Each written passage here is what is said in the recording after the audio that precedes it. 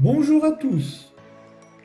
Dans cette 11e vidéo, je vais continuer à vous parler de sagesse et particulièrement de deux auteurs, Confucius, le chinois, et Héraclite d'Éphèse, le grec.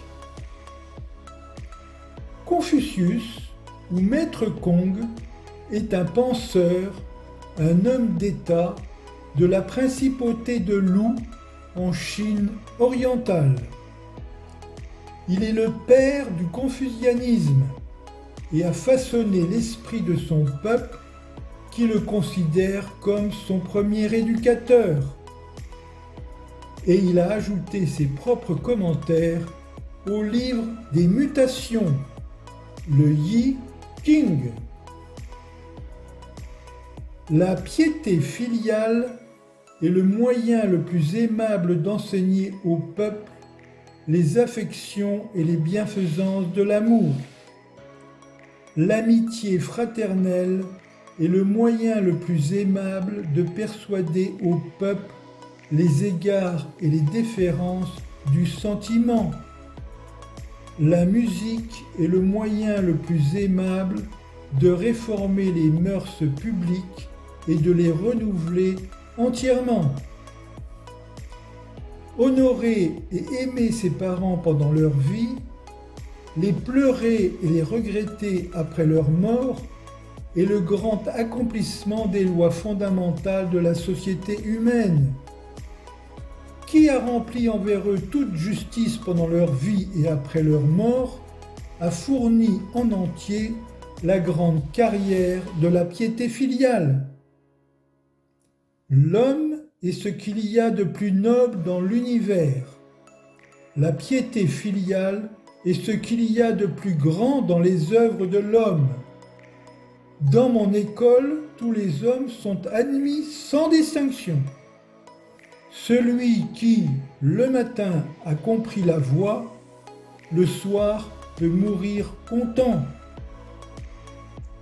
Un gentilhomme qui tend vers la voie, s'il rougit d'un vêtement grossier et d'une nourriture ordinaire, ne mérite pas de recevoir mes enseignements. Quelqu'un peut-il sortir de la maison si ce n'est par la porte ? Pourquoi personne ne passe-t-il par la voie ? Ne vous affligez pas de ce que les hommes ne vous connaissent pas. Affligez-vous de ne pas connaître les hommes. Celui qui repasse dans son esprit ce qu'il sait déjà, et par ce moyen acquiert de nouvelles connaissances, pourra bientôt enseigner les autres. Veux-tu que je t'enseigne le moyen d'arriver à la connaissance ?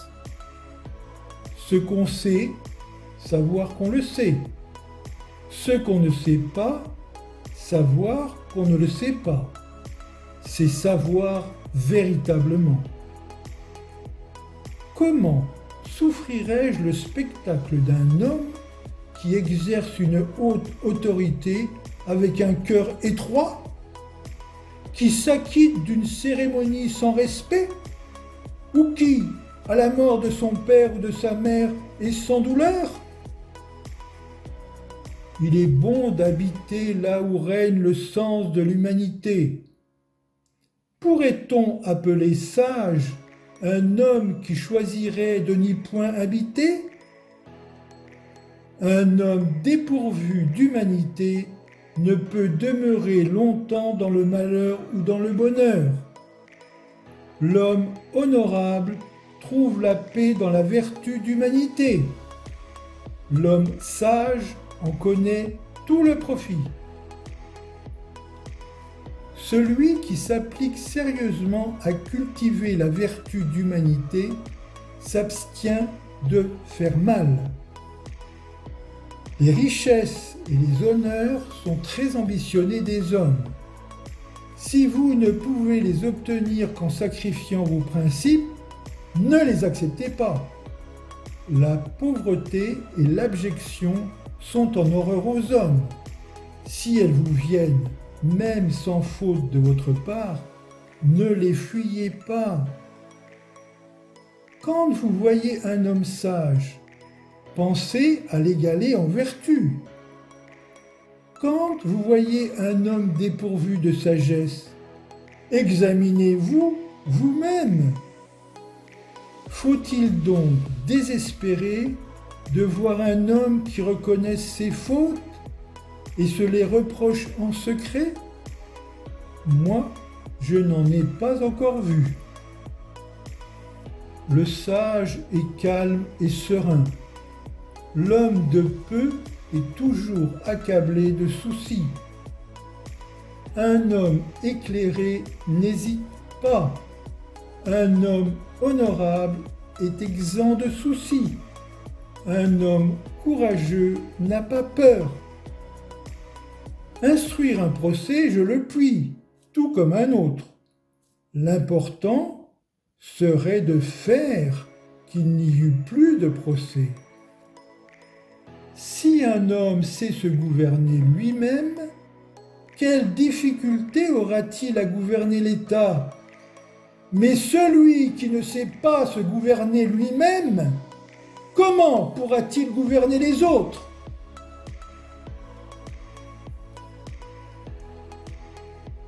Héraclite d'Éphèse est un philosophe grec présocratique. Il reprend la question posée à l'école de Milet en Asie mineure, école fondée par Thalès.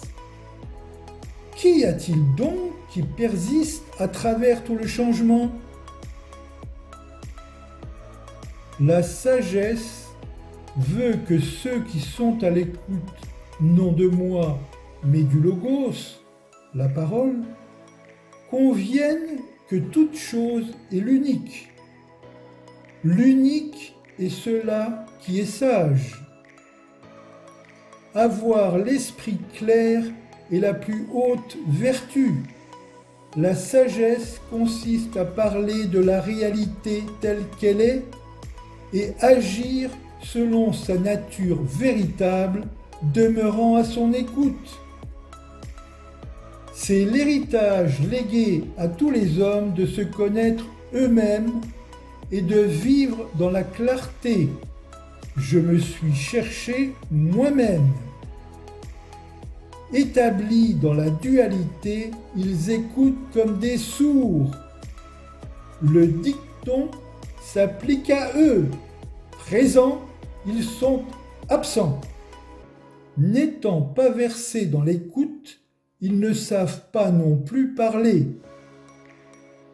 Si l'on n'attend pas l'inattendu, on ne le découvrira pas, lui qui est inexplorable et sans accès. La mer, eau la plus pure et la plus impure. Pour les poissons, elle est potable et gage de vie. Pour les hommes, imbuvable et funeste. Les dormeurs sont les artisans et les instruments de ce qui arrive dans le monde.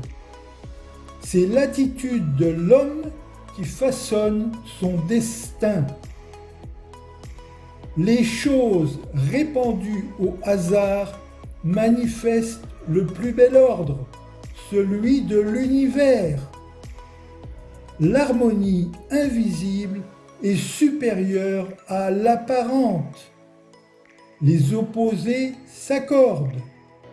De ceux qui diffèrent vient la plus belle harmonie. On ne peut entrer deux fois dans le même fleuve. Le soleil est nouveau chaque jour. Tout s'écoule. Je vous remercie de votre attention.